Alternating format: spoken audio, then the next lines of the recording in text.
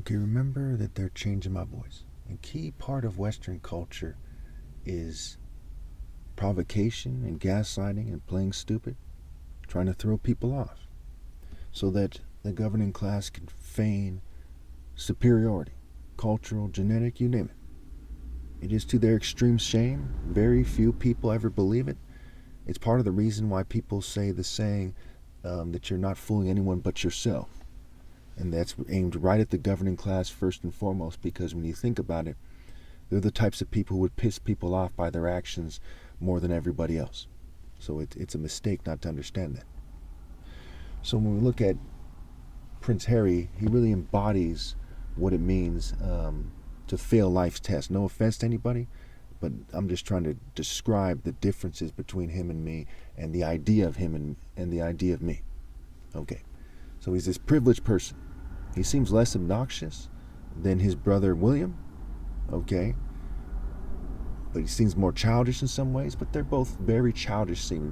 They come off as extremely spoiled rotten, which is a common quality that we see with privileged people. Okay. So it's kind of the antithesis of Christ, right? Where in the Bible says, woe to you when all men speak well of you, because that's how their ancestors spoke of the false prophets.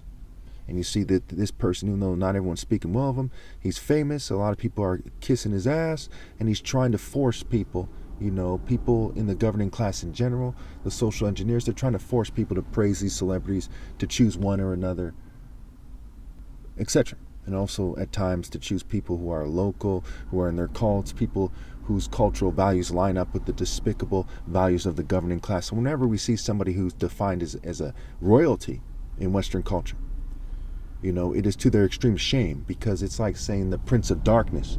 Okay, what is Western culture, right? In essence, what are the cultures that dominate? No offense to anybody, these are the facts. And we see many people in Western culture, white people in the church, would have you say the same thing, something similar. Okay, except for they magically skip over themselves, right? That never fails. So it is sadism, it is narcissism, it is neocolonialism. There's tons of rape and racism and white supremacy on the spectrum, subtle and otherwise. It is people who argue that because they're not in the Klan, that they couldn't possibly be benefiting from white privilege, or couldn't possibly be upholding white supremacy by their actions.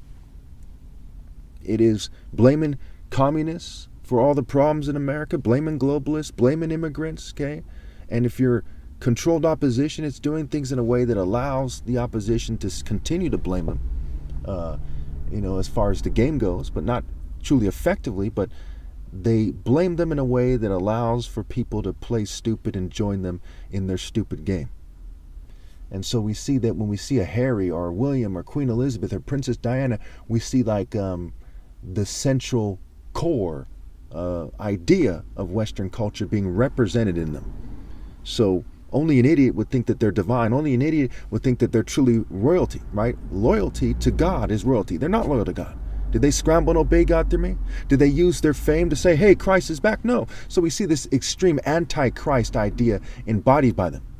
And we see the white people who historically, Hitler, you name it, local white supremacists, eugenicists, on and on, countless white people tried to make the argument that white people were magically more handsome and intelligent and, better physique, right? Hitler tried to win the Olympics, the racing and the boxing and so on and so forth.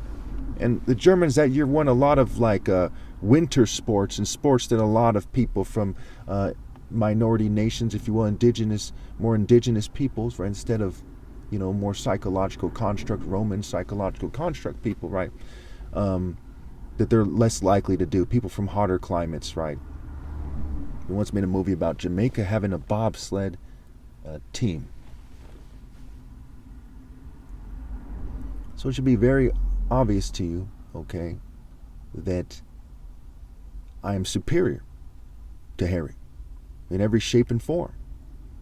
And on top of that, he kind of embodies the type of person you would expect to be among the most guilty when it comes to sabotaging me. And they sabotage me for petty reasons in a way that's extremely dishonorable, that will stay with them and their crests and their groups forever.